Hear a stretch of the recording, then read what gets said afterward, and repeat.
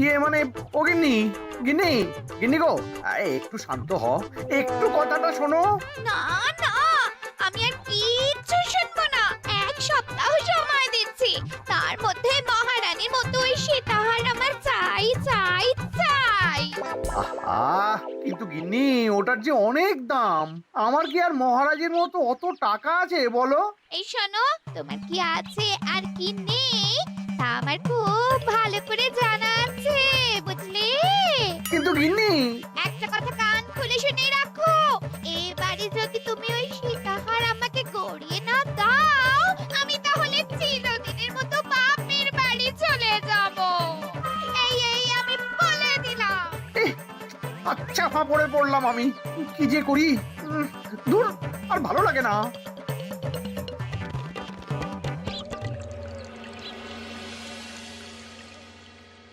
আজকে তোমাদের সকলের কাছে আমার একটা প্রশ্ন আছে। বলুন মহারাজ।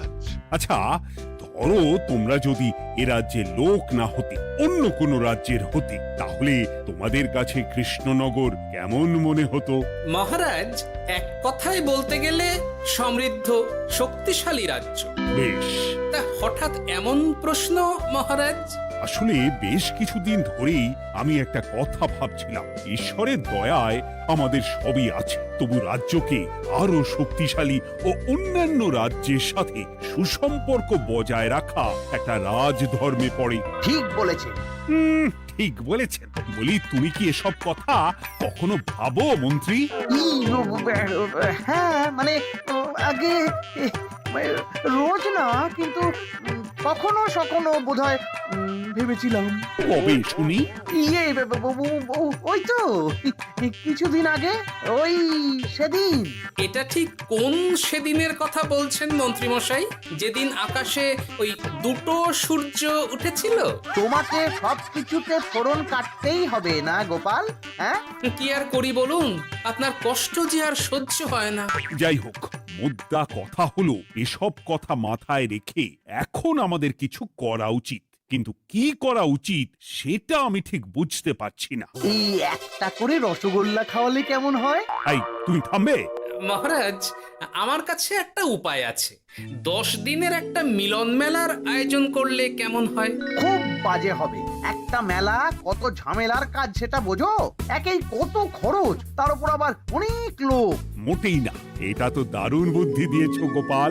এমন কিছুই তো চাইছিলাম। দূর, আর সবকিছুই আমার বিপক্ষে মনে হয়। দিনটাই খারাপ, আমি বরং চুপই থাকি। তাহলে সবাই শোনো, 1 সপ্তাহ পর কৃষ্ণনগর এক বিরাট বড় মিলন মেলার আয়োজন করছে, আর তার জন্য লোকজনকে নিমন্ত্রণ করার কাজ দেখবে গোপাল। যথাজ্ঞা মহারাজ। আর মন্ত্রী, ভালো করে শুনে রাখো, মেলা প্রাঙ্গণ সাজানো, ঠিকঠাক নিরাপত্তা, এসব তোমার দায়িত্ব। আচ্ছা, কিন্তু বলছিলাম যে সবকিছু ভালো করে করতে গেলে খরচও তো। ওসব নিয়ে তোমাকে চিন্তা করতে হবে না। যত খরচই হোক আমাকে বলো, আমি দেব। আরে বাস, তো দারুণ ব্যাপার। এই ফাঁকে যদি কিছু আমারও লাভ হয়ে যায়, তাহলে গিন্নির গলার হারটার কিছু একটা করতে পারবো। বেশ, তাহলে প্রত্যেকে নিজেদের কাজ শুরু করে দাও।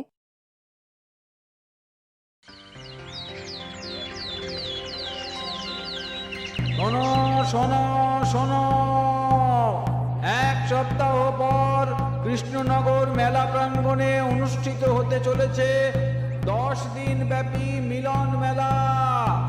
সকল গ্রামবাসীকে এই মেলায় আসার জন্য আমন্ত্রণ জানানো হচ্ছে।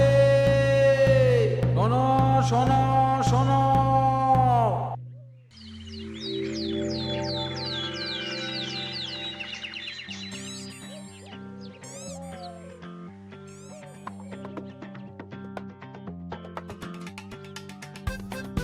বাহ বাহ বাহ, ঠিক যেমনটা চেয়েছিলাম তেমনটাই হয়েছে। আর এসব কিছুর জন্য আমি গোপালকে ধন্যবাদ জানাতে চাই। কি যে বলেন মহারাজ, এই কৃষ্ণনগর তো আমার নিজেরই পরিবার। সেসব আমরা খুব ভালো করেই জানি গোপাল। আদিক্ষেতা একেবারে উতলে পড়ছে। এসব দেখে গা জ্বলে যায়। তোমার এই এত ভালো বুদ্ধি দেওয়ার জন্য আমি তোমাকে 50টি স্বর্ণমোহর উপহার দিতে চাই। এটা কি হলো? এরকম হলে কিন্তু আমি খেলবো না। কেন মন্ত্রী, তোমার আবার কি হলো? আমিও তো মেলার আয়োজন করেছি, তাহলে গোপাল একা কেন উপহার পাবে? সে তো মেলার জন্য অনেকেই কাজ করেছে, কিন্তু আসল বুদ্ধিটা তো দিয়েছে গোপালই। মন্ত্রী মশাইয়ের বোধহয় খুব হিংসা হচ্ছে। ঠিক আছে মহারাজ, আপনি বরং এই উপহার সকলের সাথে ভাগ করে দিন। না গো, কোনো ভাগ চাই না। তোমার উপহার তুমিই রাখো। যত সব।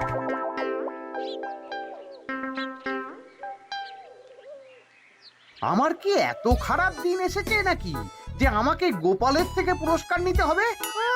অনেক হয়েছে। না না না, এবার আমাকেই কিছু ভাবতে হবে মনে হচ্ছে।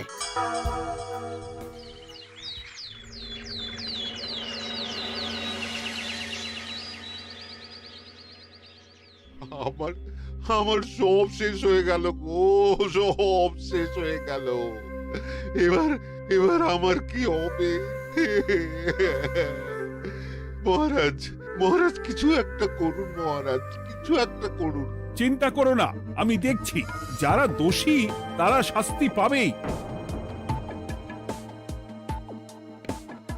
কি শুরু হলো বলো তো হঠাৎ করে?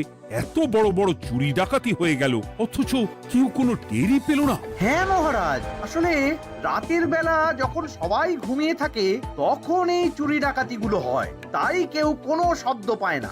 ভালো করে অনুসন্ধান করো, যে বা যারা এই কাজ করছে তাদের যত তাড়াতাড়ি সম্ভব ধরে ফেলতে হবে, নইলে তো আমাদের প্রজাদের অনেক ক্ষতি হয়ে যাচ্ছে। হ্যাঁ মহারাজ, আপনি কোনো চিন্তা করবেন না। কোথায় আনন্দ করে সব প্রজারা মেলা ঘুরবে তা নয়, আবার এই উটকো ঝামেলা। একটা কথা বলছি, কিছু মনে করবেন না। আসলে এই ঝামেলার কারণ হলো গোপাল। আমি ঠিক জানতাম কোনো না কোনো ভাবে আপনি আমাকে দোষ দেবেন। সত্যি তো, এসবের সাথে গোপালের কি সম্পর্ক? ওরই তো সম্পর্ক আছে মহারাজ। মেলা শুরু হলো আর তার সাথে চুরি ডাকাতিও। আর যদি গোপাল মেলার বুদ্ধিটা না দিত তাহলে রাজ্যে এত চুরি ডাকাতিও বাড়তো না। মানছি মন্ত্রী মশাই, মেলার বুদ্ধিটা আমার, কিন্তু মেলার নিরাপত্তা রক্ষা তো আপনার দায়িত্ব ছিল। যদি মেলা থেকেই এই ঝামেলা শুরু হয় তাহলে তো আপনার কাজেও ফাঁক আছে। মুখ সামলে কথা বলো গোপাল। আহ, তোমরা একটু থামবে? এখন নিজেদের মধ্যে ঝামেলা করার সময় নয়। সবাইকে একসাথে কাজ করে আসল চোর ডাকাতদের ধরতে হবে, তারপর বোঝা যাবে কার দোষ ছিল আর কার নয়। আগে মহারাজ।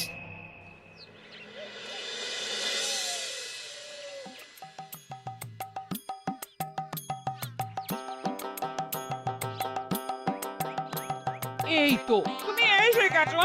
তাড়াতাড়ি মুখ হাত ধুয়ে বসো, তোমার জন্য একটা জিনিস এনেছি। বলো কি জিনিস? আরে আরে একটু অপেক্ষা করোই না, আমি আনছি। হ্যাঁ বেশ, আনো তাহলে। এই নাও, খাও। মিষ্টি দই। হ্যাঁ গো, খেয়ে দেখো তো কেমন। দারুণ সুন্দর স্বাদ তো গিন্নি। কোথা থেকে এনেছো? ভালো, মেলা থেকে এনেছি। ও জানো, বিনা পয়সায় গো। বিনা পয়সায়? তা কে দিল শুনি? আরে সুজন দইওয়ালা, বড় ভালো ছেলে। শুধু আজ নয়, ও রোজই মানুষকে ভালোবেসে না বিনা পয়সায় দই খাওয়ায়। হ্যাঁ বাবা, বেশ অবাক করা কাণ্ড। আসলে সুজনের দেশের বাড়িতে অনেক জমি জমা, গরু মোষ আছে। ও তাই বলে ওর টাকা পয়সার নাকি কোনো দরকার নেই, তাই ও বিনা পয়সায় খাওয়ায়। হ্যাঁ বুঝলাম। বাবা, খুব ঘুম পাচ্ছে এখন। ও গিন্নি, শোনো না, আমি বরং একটা ঘুম দিই এখন, বুঝলে? তুমি বরং বিকেলে আমায় একটু ডেকে দিও, ওর কাজ আছে। আচ্ছা বেশ। তোমাদের জন্য সেটাই ভালো, কারণ এমনিতেই মহারাজ চোর ডাকাত ধরার জন্য প্রহরীর ব্যবস্থা করছে পুরো রাজ্যে। না না না, সে নিয়ে আপনি চিন্তা করবেন না।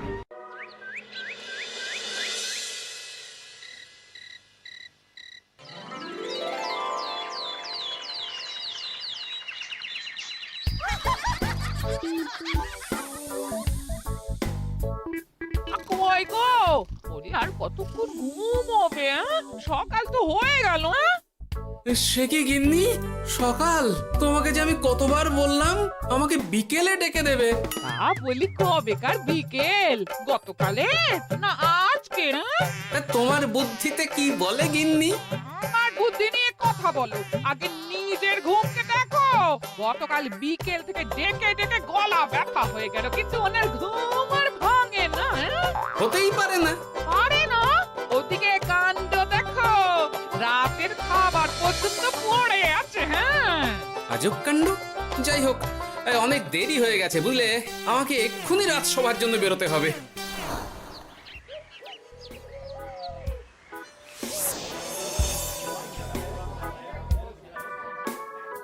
বাবা, এত ভিড় কি আছে এখানে? একটু কাছে গিয়ে দেখি তো। সত্যি সত্যি ভাই সুজন, তোমার হাতে জাদু আছে। এত সুন্দর মিষ্টি দই, এ স্বাদ ভোলার নয় ভাই। আচ্ছা, তাহলে এই হলো সুজন দইওয়ালা। ভালো মিষ্টি দই আছে, নেবে নাকি গো? পয়সা লাগবে না। জানি তো, সত্যি দারুণ স্বাদ এই দইয়ের। আমি খেয়েছি তো। তবে আজ নেব না গো, কাল এসে নিয়ে যাব। আচ্ছা আচ্ছা আচ্ছা।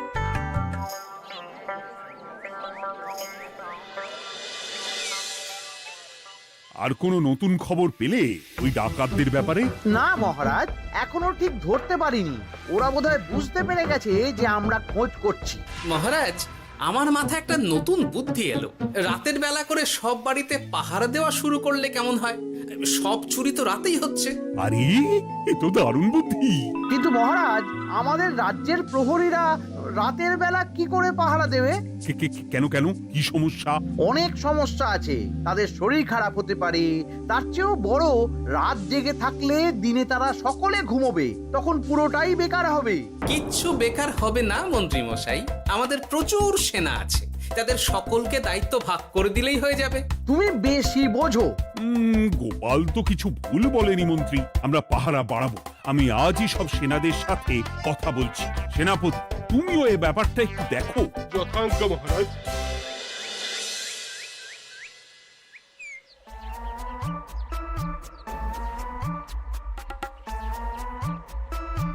চোর ডাকাতদের ধরার জন্য যদি একটা সূত্রের হদিশ পাওয়া যায় তাহলেই কেল্লা ফতে, কিন্তু সেটাই পাওয়া যাচ্ছে না বলেই এত সময় লাগছে।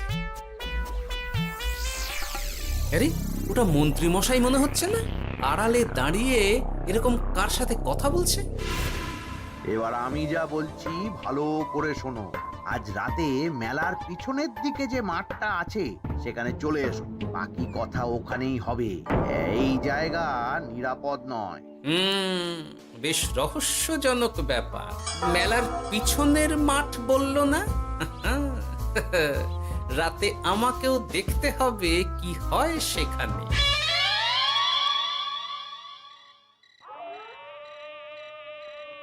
উফ, কি মশা রে বাবা! কখন থেকে দাঁড়িয়ে আছি, মন্ত্রী মশাইয়ের পাত্তা নেই কেন?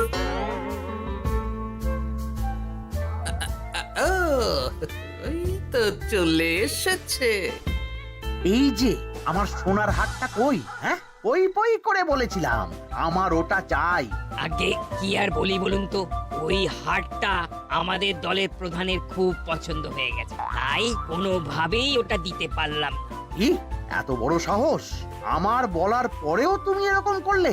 বড় ভুল হয়ে গেছে মন্ত্রী মশাই, এবারের মতন ক্ষমা করে দিন, আর হবে না, এই কথা দিচ্ছি। তোমাদের জন্য সেটাই ভালো, কারণ এমনিতেই মহারাজ চোর ডাকাত ধরার জন্য প্রহরীর ব্যবস্থা করছে পুরো রাজ্যে। না না না, সে নিয়ে আপনি চিন্তা করবেন না।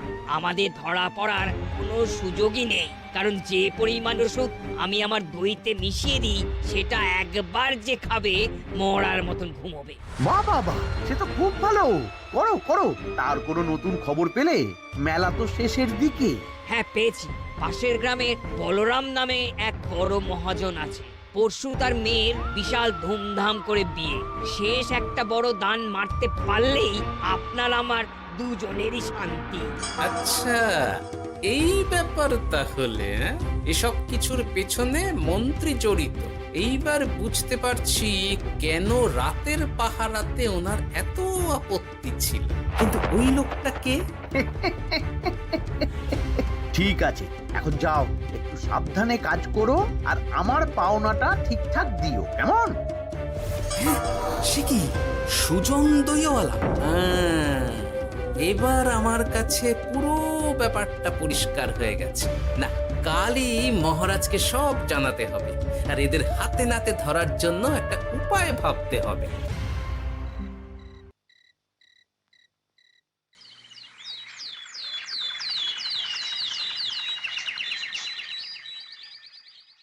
আরে এসো এসো, তোমার জন্যই তো অপেক্ষা করছিলাম। কি এমন জরুরি কথা আছে যে একান্তে দেখা করতে চাইলি? কোন মুখে বলি মহারাজ, সর্ষের মধ্যেই যখন ভূত তখন আর কি। মানে একটু খুলে বলো তো কি হয়েছে? আমাদের রাজ্যের এই এত বড় বড় চুরি ডাকাতির পিছনে কারা আছে সেটা আমি জানতে পেরে গেছি মহারাজ। হ্যাঁ, এ তো দারুণ খবর। তাহলে আমরা এখানে কি করছি? এখনই তাদেরকে গিয়ে বন্দি করি? না মহারাজ, আমাদের হাতে কোনো প্রমাণ নেই, তাই ওইভাবে বন্দি করতে পারবেন না। কেন বলো তো, কারা আছে পেছনে? সেটা আপনি নিজের চোখেই দেখে নেবেন পরে। তবে এটা জানিয়ে রাখি, আমাদের মন্ত্রী মশাইও যুক্ত আছেন। কি? আমাদের মন্ত্রী? এত বড় বিশ্বাসঘাতকতা! আমি এখনই নিজের হাতে ওকে বন্দি করতে চাই। না না না না মহারাজ, সেটা করলে বাকি ডাকাতদের ধরতেই পারবেন না।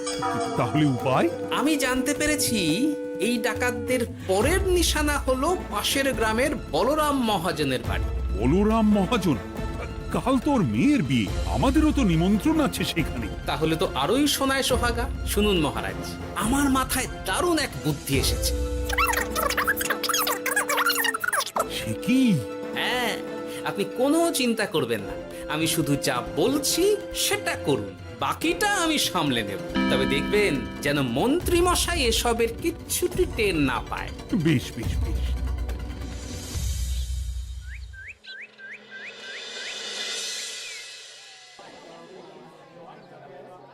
আর তো কিছুক্ষণ, এরপরেই তো সন্ধে নামবে। তোমার সবকিছু তৈরি তো? হ্যাঁ মহারাজ। আরে মহারাজ আর গোপাল কানে কানে এত কি কথা বলছে, আমাকেও জানতে হবে সেটা। ওই যে আসছে মরকটটা, আমার আর ওকে এক মুহূর্ত সহ্য হচ্ছে না। মনে হচ্ছে গুদুম গুদুম করে ওর মাথায় গাঁটটা মারি। শান্ত হন মহারাজ, দয়া করে শান্ত হন আর একটুখানি। তারপর আপনি মন্ত্রী মশাইয়ের সাথে যা ইচ্ছে করবেন। ওর আমি বরং অন্যদিকে যাই, মুখ দেখলেই আমার মাথাটা গরম হয়ে যাচ্ছে। সেই ভালো। কি হলো ব্যাপারটা? যাই হোক, আর তো কিছুক্ষণ, তারপর আমার বিশাল লাভ হবে। বরং ততক্ষণ আমি পেট পুজো করি।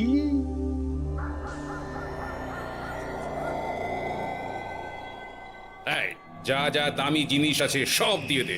এই তো খেলা শুরু। এবার আর আমায় পায় কে? ও বাবা, এরা আবার কারা? সত্যি গোপাল দারুণ চাল চেলেছে। এই তোমরা এখানে কি করতে এসেছো? কেন, তোমরা যা করতে এসেছো? ডাকাতি? এমন তো কোনো কথা ছিল না। কার দলের লোক তোমরা? মন্ত্রী মশাইয়ের দলের লোক। এই রে, কি বলছে সব? কোথায় কোথায়? এই মন্ত্রী মশাই, এই কি বলছে এরা? আপনি দু নৌকোয় পা দিয়ে চলছে, আমরা থাকতে আপনি আরো এক ডাকাতের দলের লোককে ডেকেছেন। কি মন্ত্রী? শেষে কিনা তুমি? কি খেয়েছে রে, আর বোধহয় বাঁচতে পারবো না। কই, চুপ কেন?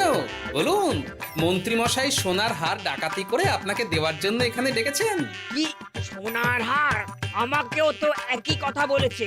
আপনি আমাদের থেকে খবর নিয়ে অন্য দলকে কাজ দিয়েছেন। এই না না, মিথ্যে কথা। কিসের মিথ্যে? আপনি ছাড়া তো আর কেউ জানতো না এখানের কথা।